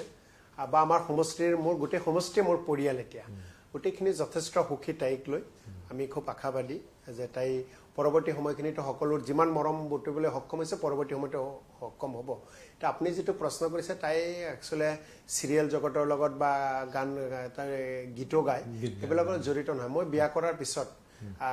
তেহচিনৰ পৰিয়ালত মা দেউতা আৰু তাৰ দাদা এজন আছে দাদাজন বাংগালোৰত থাকে অতি দুখেৰে জনাওঁ যোৱা 1 এপ্ৰিল তাৰিখে তেহচিনৰ মা ঢুকালে আৰু যোৱা 15 আগষ্টত তেহচিনৰ দেউতাক ঢুকালে তাই এইবিলাক লৈ অলপ ভাৰাক্ৰান্ত হৈছে যাৰ কাৰণে এইবিলাকৰ পাতৰি আছে আপুনি মোক যিটো প্ৰশ্ন কৰিছে মই বুজি পাইছোঁ জাকিৰ হুছেইন সিকদাৰ আমি আগতেও কৈছোঁ আমি কালচাৰেল এটা ফেমিলিৰ পৰা আহিছোঁ আমাৰ দেউতাই যেতিয়া একেবাৰে সৰু আছিলোঁ তেতিয়াই আমাৰ অসমীয়া হিন্দু পৰিয়ালত লৈ যায় বিহুৰ পিঠা খুৱাইছিল বিহু নাচ কেনেকৈ নাচে আমাক দেখাইছিল লগত বহি আইসকলে নামঘৰত নাম গাই সেইবোৰ দেখাইছিল গতিকে আমি এই সৰুকালৰ পৰা ধৰ্ম নিৰপেক্ষ নীতিত মানে ডাঙৰ হৈছোঁ কেতিয়াবা যদি মই মুছলমান মাতৃৰ গৰ্ভৰ পৰা জন্ম লৈছোঁ এজন হিন্দু মাতৃৰ বুকুৰ মৰমখিনিও মই পাইছোঁ বুকুৰ মোমখিনি মই পাইছোঁ গতিকে সেইকাৰণে আমি কয়াগুছি মই এনেকুৱা এখন ঠাইত জন্মগ্ৰহণ কৰিছোঁ কয়াগুছি য'ত কয়াগুছি কচমো এৰিয়া য'ত হিন্দু মুছলমানৰ কোনো আপুনি ভাগে নহ'ব অসম আন্দোলনৰ সেই সময়খিনি আমি নাজানো কিন্তু আমাৰ পূৰ্ব বা জ্যেষ্ঠসকলে কয় বহুত অসমত অগ্নিগৰ্ভ এটা পৰিস্থিতি হৈছিল মাৰা মাৰি হাংগামা বহুত হৈছিল কিন্তু কয়াগুছি এনেকুৱা ঠাইত তাত একো হোৱা নাছিল সেই সময়খিনিতো বজাৰে আমাৰ ওচৰৰ ফুলৰগুৰি বামুণবুৰি টাপা বৰপেটা সুন্দৰদেৱ মানুহখিনি বজাৰ কৰিবলৈ আহে আমাৰ মানুহখিনিও বৰপেটা ভৱানীপুৰলৈ যায় এনেকৈ আমাৰ আছিল ইমানখিনি মিলা প্ৰীতি শংকৰ আজানৰ যদি পবিত্ৰ মিলনভূমি অসমত যিমানখিনি ঠাই আছে তাৰ এখন ঠাই কয়াগুছি আপুনি নিজেও গৈছিল সেইখিনি দেখা পায় গতিকে এই তেহচিনৰ কথা যিটো আপুনি কৈছে যে তাই ইমান দিনে দেখা নাই তাই এইবোৰ নাই নেকি তাইৰ ইচ্ছা তাই কেতিয়াবা চিৰিয়েল কৰিবলৈ গ'লেও বা কেতিয়াবা গীত গাবলৈ গ'লেও তাই যিটো বিচাৰে আমাৰ পৰিয়াল বা মোৰ ফালৰ পৰা কোনো বাধা নাই আৰু শেষত মানে একদম মানে কিবা সময় কম আপুনি ফোন প্ৰতিভাগ কৰি এনেকুৱা এটা কথা ওলাই আছে যে 21 চনৰ নিৰ্বাচনৰ অভিবাসী মুছলমানসকলে নিজকে অসমীয়াতে বঙালী বুলি পৰিচয় দিব লাগে বুলি এটা কেম্পেইন চলি আছে এতিয়া ভিতৰে ভিতৰে সেই কেম্পেইনটোৰ সন্দৰ্ভত আপোনালোকৰ কেনেকুৱা স্থিতি মানে কি হৈ আছে আচলতে আকৌ কওকচোন মানে যিসকল পূৰ্ববংগীয় মূলৰ মুছলমান তেওঁলোকক এইবাৰ যিটো মানে গণনা হ'ব গণনাত নিজকে অসমীয়াৰ পৰিৱৰ্তে বঙালী বুলি পৰিচয় কৰিবলৈ বঙালী বুলি পৰিচয় প্ৰণয়দা সেইটো লৈ পেলাই কেম্পেইন চলিছে কিন্তু প্ৰণয়দা এটা ব্যক্তিগত কথা কওঁ আপোনাক মই আমি সৰুকৃতিপাকে আমন্ত্ৰণ জনাইছিলোঁ আপুনি আমাৰ কয়াগুছিলৈ গৈছিল বা অসমৰ বিভিন্ন প্ৰান্তলৈ আপুনি যায় মই আকৌ কৈছোঁ মই এজন মুছলমান মাতৃৰ যি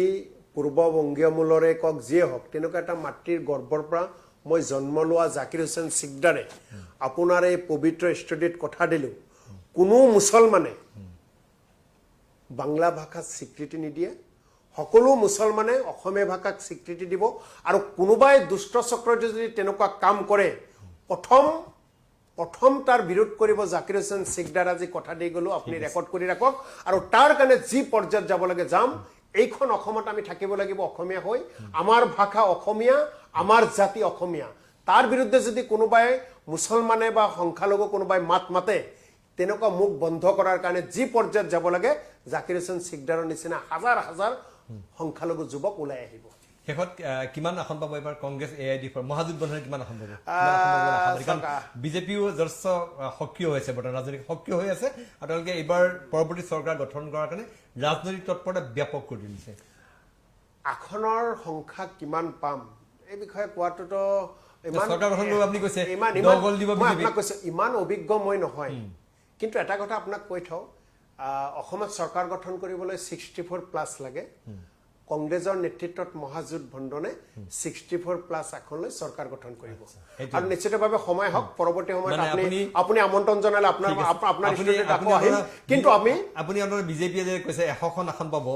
এইবাৰ টাৰ্গেট 100 মিছন 100 সেইটো তেনেকৈ ধৰণৰ দাবী কৰা নাই দুটা প্ৰথম চাওক হিমন্ত বিশ্ব শৰ্মাই ক'লে আমাৰ মিছন 100 বিজেপি দলে ক'লে মিছন 100 কিছুদিন আগতে হিমন্ত বিশ্ব শৰ্মা ডাঙৰীয়াই কৈছে 100 বিধায়ক লৈ ৰাজভৱনলৈ যাম কোন দলৰ থাকিব কি থাকিব তেওঁ কিন্তু কোৱা নাই অৰ্থাৎ তেওঁলোকে কথাতহে কৈছে তেওঁলোক দুৰ্বল এটা সময়ত তেওঁলোকে ভাবিছিল 100+ পাব 100 তেওঁলোকৰ সংকল্প যে 100 পামে হিমন্ত বিশ্ব শৰ্মাৰ কথাৰ বক্তব্যৰ পিছত অসমবাসীয়ে বুজি পাইছে দুৰ্বল হৈছে আপুনি জানুৱাৰী ফেব্ৰুৱাৰীলৈ আহিব দিয়ক তেওঁলোকে চাব লাহে লাহে লাহে লাহে তেওঁলোকে ক'ব আমি চৰকাৰহে গঠন কৰিম আৰু আপোনাক আজি মই কৈ থওঁ পৰৱৰ্তী সময়খিনিত যদি আপুনি মোৰ ওপৰত সন্তুষ্ট বা ভাবে যে আকৌ কথা পাতিম মোক আপুনি ফেব্ৰুৱাৰী মানত এবাৰ মাতিব মই আপোনাক একেবাৰে কোনটো সমষ্টি আমি জিকিম মই আপোনাৰ ইয়াতে গোটেই সমষ্টিকেইটাৰ নাম মই কৈ দিম ঠিক আছে জাকিৰ হুছেইন চিকদাৰ অসম বিধানসভাৰ মজিয়াটো সততে সৰব হৈ থকা বিভিন্ন ইস্যু লৈ পেলাই সদায় কংগ্ৰেছ দলৰ হৈ সদায় সৰব ভূমিকা পালন কৰি অহা আমি পৰিলক্ষিত হৈছে আগন্তুক নিৰ্বাচন আছে নিৰ্বাচনত নিশ্চয় এইবাৰ প্ৰাৰ্থী হ'ব জাকিৰ হুছেইন চিকদাৰলৈ আমাৰ শুভেচ্ছা থাকিল আৰু পুনৰবাৰ লগ পোৱাৰ প্ৰতিশ্ৰুতিৰে আমাৰ এই বিশেষ অনুষ্ঠান পলিটিকাৰ পৰা মই প্ৰণয় বৰদলৈ ভিডিঅ' জাৰ্নেলিষ্ট আশিক আৰু হেমন্তৰ সৈতে বিদায় লৈছোঁ ধন্যবাদ